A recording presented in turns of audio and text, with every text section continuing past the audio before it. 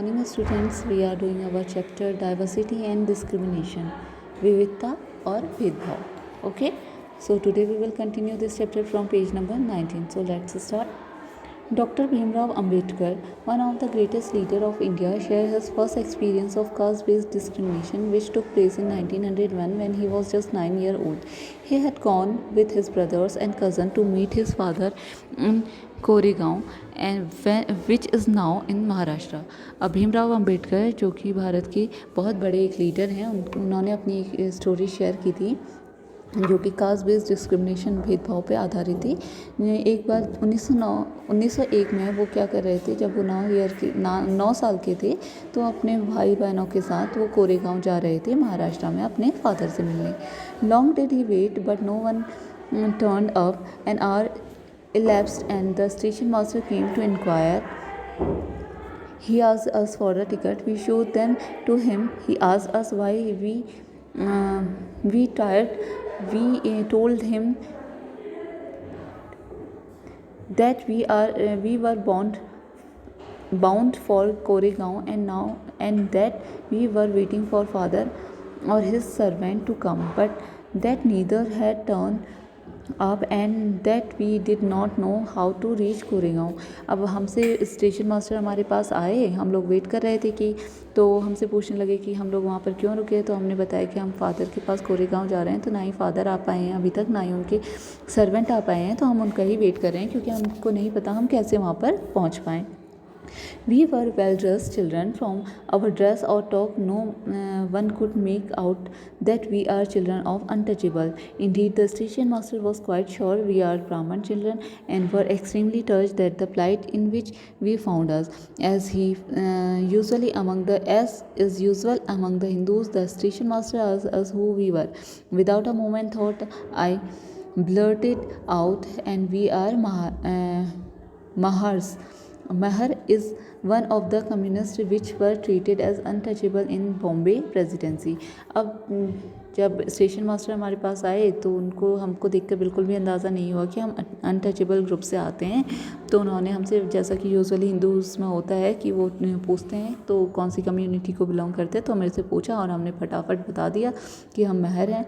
तो जैसे ही उन्होंने सुना तो क्या कहते हैं, उनको विश्वास ही नहीं हुआ. ही वॉज स्टन्ड, वो बिल्कुल स्टन रह गए. As soon as he heard my reply, he went away to his room and we stood where we were. 15 or 20 minutes elapsed. The sun was almost setting. Our father had not turned, nor had been sent his servant, and now the station master had also left us. We were quite bewildered, and the joy and happiness which we felt in the beginning of the journey gave way to the feeling of extreme sadness. अब क्या हुआ, जैसे ही उन्होंने हमारे reply सुना तो वो वहाँ से चले गए. अब हमारे पास कोई भी नहीं था, हम अकेले वहाँ पर वेट कर रहे थे और हम बहुत ज़्यादा, जैसा कि शुरुआत में जर्नी के खुश थे, लेकिन धीरे धीरे हम बहुत ज़्यादा दुखी होने लगे.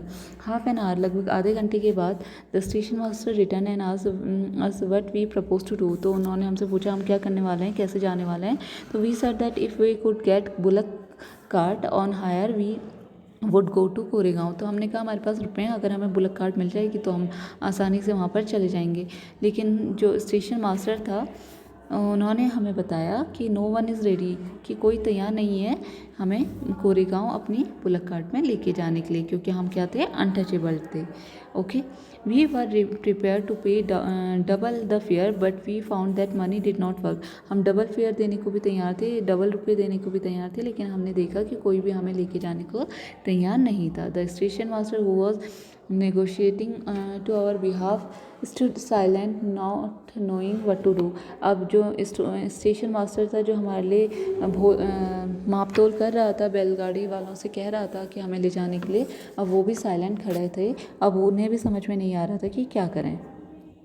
Now see, Dr. Bhimrao Ambedkar 1891-1956 is considered the father of our Indian Constitution and also the best known of leader of Dalits.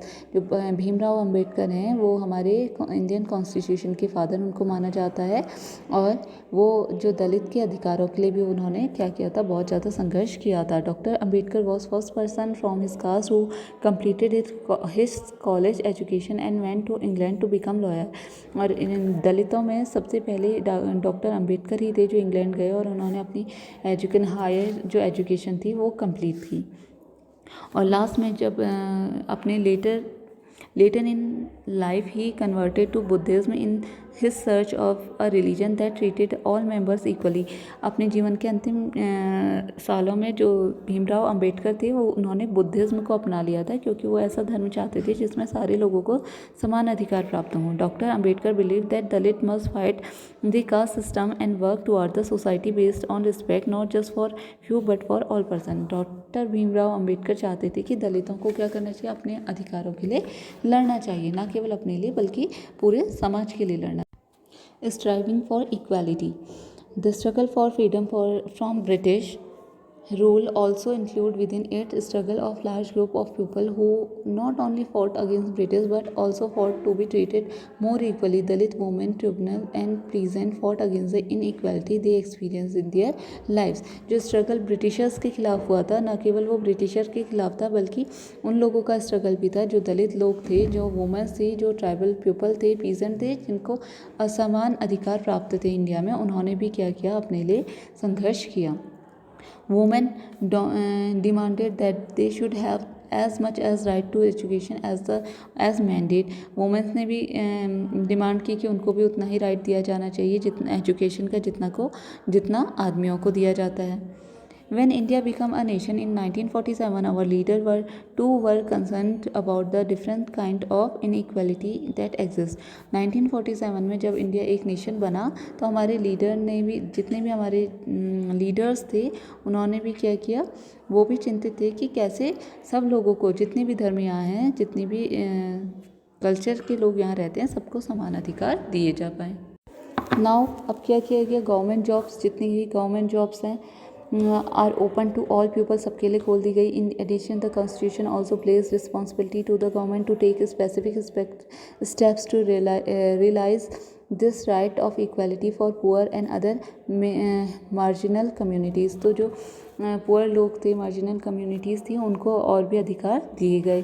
The writer of the constitution also said that the respect of diversity was significant element in ensuring equality.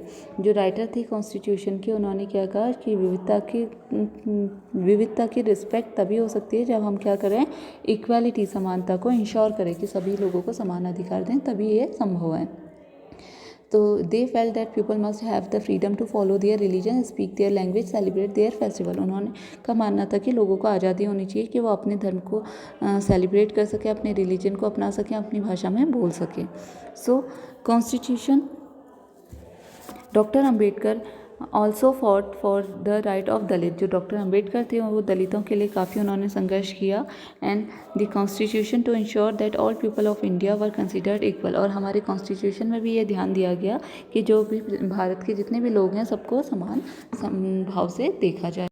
This is seen as the important element of our unity that we are living together and respect one another. हम क्या करते हैं, एक साथ अलग अलग धर्म के लोग अब इंडिया में रहते हैं और क्या करते हैं, एक दूसरे के कल्चर और धर्मों की रिस्पेक्ट करते हैं, और यही हमारी एकता की निशानी है। Equality is a value that we have to keep striving for and not something which will happen automatically. Equality, जो समानता है, वो क्या होगी, उसके लिए हमें स्ट्रगल करना पड़ेगा, लड़ना पड़ेगा, वो खुद ही हमें नहीं मिलेगी।